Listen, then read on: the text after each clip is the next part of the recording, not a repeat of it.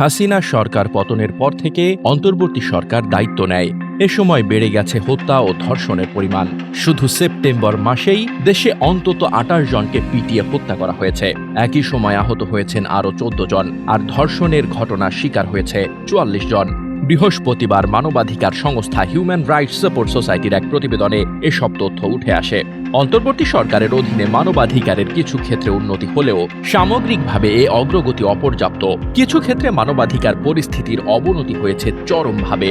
প্রতিবেদনটিতে জানানো হয়, সেপ্টেম্বর মাসে দেশ জুড়ে ৮৩টি রাজনৈতিক সহিংসতার ঘটনায় কমপক্ষে ১৬ জন নিহত হয়েছেন। এর মধ্যে ৪৫টি বিএনপির অভ্যন্তরীণ কোন্দল এবং ২৩টি ছিল বিএনপি ও আওয়ামী লীগের মধ্যে সংঘর্ষ। এছাড়া আধিপত্য বিস্তারকে কেন্দ্র করে সংঘর্ষ ও হামলায় আওয়ামী লীগ, বিএনপি ও জামায়াতের আরও ৮ জন নিহত হয়েছেন।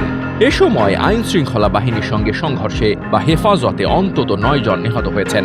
এর মধ্যে খাগড়াছড়িতে গুলিতে আদিবাসী সম্প্রদায়ের ২ জন এবং আশুলিয়ায় পুলিশের গুলিতে এক পোশাক শ্রমিক নিহত হন। সেপ্টেম্বরে আইন শৃঙ্খলা বাহিনীর যৌথ অভিযানে নির্যাতনে ৪ জনের মৃত্যু হয়েছে। এছাড়া এ মাসটিতে সীমান্তে বিএসএফ এর গুলিতে ২ জন নিহত ও ৪ জন আহত হয়েছেন। গত মাসে অন্তত ৪৪টি ধর্ষণের ঘটনা ঘটেছে বলেও জানায় তারা। এর মধ্যে ১৫ জন কিশোরী, ১৮ জন নারী ও কিশোরীকে দলবদ্ধ ধর্ষণ করা হয়েছে। ৪ জনকে ধর্ষণের পর হত্যা করা হয়েছে। একজন আত্মহত্যা করেছেন। স্বৈরাচার হাসিনা মানুষকে গুম করত, আর বর্তমানে কে কাকে পিটিয়ে মারছে এটিই যেন বোঝা দায়। আর ধর্ষণের পরিমাণও বেড়ে গেছে ব্যাপক হারে। ডেস্ক রিপোর্ট, বার্তা বাজার।